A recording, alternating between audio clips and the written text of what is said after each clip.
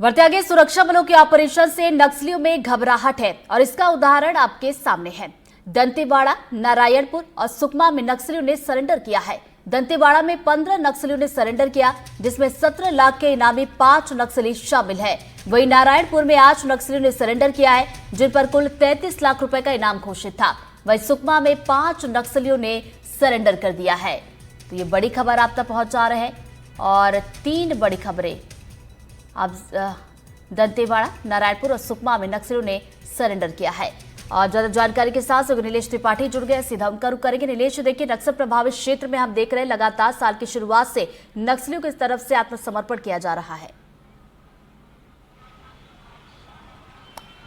बिल्कुल, लगातार जिस तरह से एक टारगेट लेकर चला जा रहा है कि 31 मार्च 2026 तक नक्सल समस्या का, खासकर सशस्त्र नक्सल समस्या का समाधान कर लिया जाएगा। और बस्तर में खासकर जो सबसे ज़्यादा प्रभावित है नक्सल समस्या से पूरे देश में, वहाँ पर तेज़ी से काम करने की कोशिश की जा रही है। और इसका ही नतीजा है कि हम पिछले कुछ घंटों में हम देखेंगे तो बस्तर संभाग के वो जिले जो सबसे ज़्यादा नक्सल प्रभावित हैं, 7 में से 5 जिले, उन सभी जिलों में मिला के कुल 66 नक्सलियों ने सरेंडर किया है।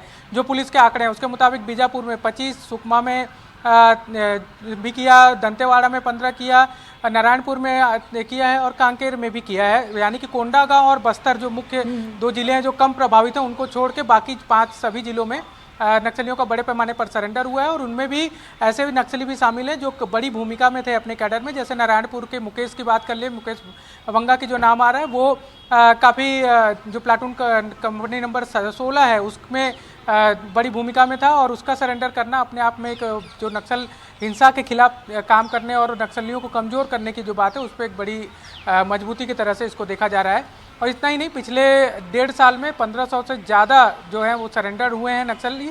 ये भी एक बताता है कि अब धीरे धीरे नक्सल संगठन में उससे जुड़ने वालों की संख्या जो है कम भी होती जा रही है। जी ऋतु। बिल्कुल, हम ये लगातार देख रहे हैं कि नक्सलियों की तरफ से आत्मसमर्पण किया जा रहा है और इससे ये भी समझ में आ रहा है कि नक्सली कहीं ना कहीं ये समझ चुके हैं कि मुख्य धारा में लौटना ही उनके लिए एक सही विकल्प होगा। चूंकि जिस तरीके से जवानों की तरफ से ऑपरेशन चलाए जा रहे हैं, हम देख रहे हैं कि नक्सल प्रभावित क्षेत्रों में जो भी ऑपरेशन लॉन्च हो रहे हैं, सभी में जवानों को सफलता मिल रही है। जी बिल्कुल, जो ऑपरेशन हो रहे हैं उसमें तो सफलता मिल ही रही है। इसके साथ साथ जो सरेंडर के पीछे एक और जो बड़ी वजह है, एक तो ये है ही है कि दबाव, या तो आप सरेंडर करोगे, नहीं तो मुठभेड़ में, अगर मुठभेड़ होगी तो मारे जाओगे। दूसरी ओर जो सरकार की पॉलिसी है, सरेंडर नीति जो है, वो काफ़ी उसमें सुधार किया गया है और काफ़ी बदलाव किए गए हैं।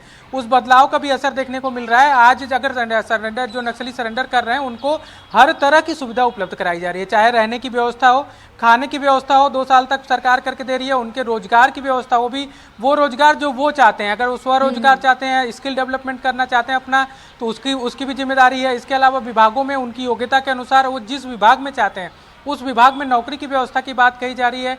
उनके लिए आवास की व्यवस्था है। उनको इस बात की भी सुविधा दी जा रही है कि आपको जहां पर आप अपने आप को सुरक्षित महसूस करते हैं, उस इलाके में आपको रहने की व्यवस्था सरकार करेगी। यानी कि आपकी मजबूरी ये नहीं है कि आप अगर सरेंडर कर रहे हैं तो आपको अपने गांव में ही जाकर रहना पड़ेगा जहां पे खतरा है।